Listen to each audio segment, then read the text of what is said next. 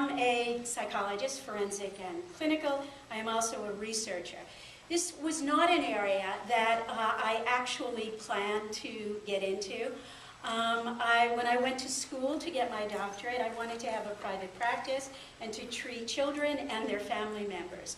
But during my internship, I came into contact with some terrific mentors who were working in the area of sexual violence. And so I was offered a faculty position, began working with them, and because of the research that I did in the area of sexually violent people, I was contacted to participate in an insanity case, and the case involved Jeffrey Dahmer. That was the first high-profile case, actually, that I had done.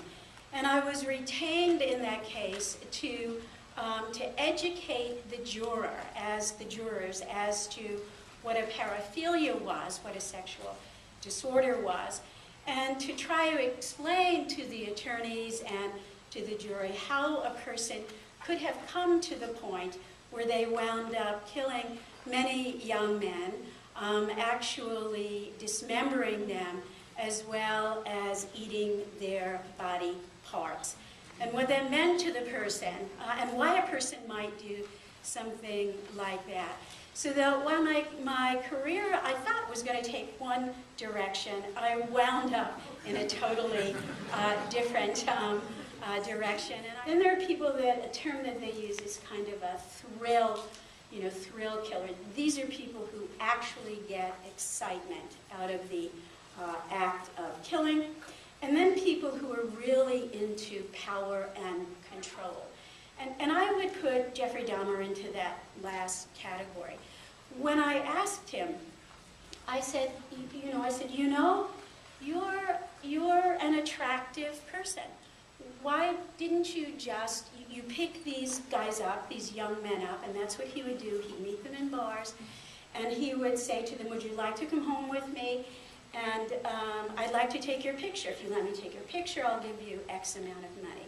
So young, vulnerable men would go home with him. So he had the requisite kind of social interactional skills to get people to at least leave a bar with him.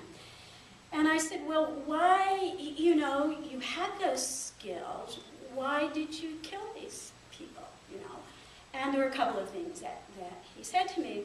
One of the things had to do with sex. He was a necrophile, and that is, he was sexually aroused by people who were no longer living.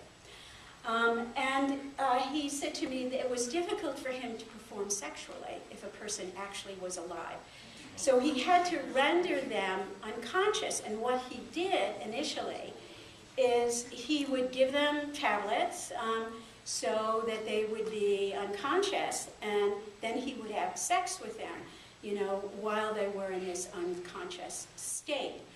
But then the people would wake up and they would wonder, where have the hours gone, and then would not be with him anymore. So he realized then, that in order to get the person to be with him, so he could be sexual with them, that he would permanently have to render them unconscious. Then he was able to perform sexually.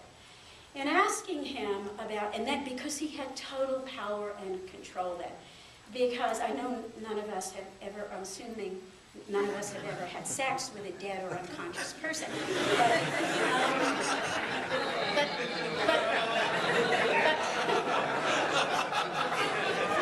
But those people can't give you feedback on your performance.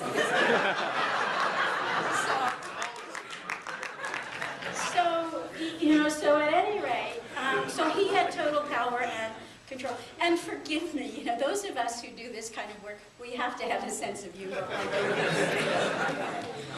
So at any rate, so then I asked him, well, what about, dismembering the people and keeping them with you? Well, then they were totally mine, he said. And I said, well, what about then, because he then would eat some of the people, what about that? Then they totally were a part of me, and they could never leave me. And in his particular case, he said to me, and he totally admitted everything that he did. Once he was caught, he said, I'm not going to hide anything, I'm going to tell you everything. And he looked at me and he said, I know I did this. He said, but, he said, I don't have an understanding of my doing this. And then he said to me, are there many people like me out there? And it was really, and I was able to say, no.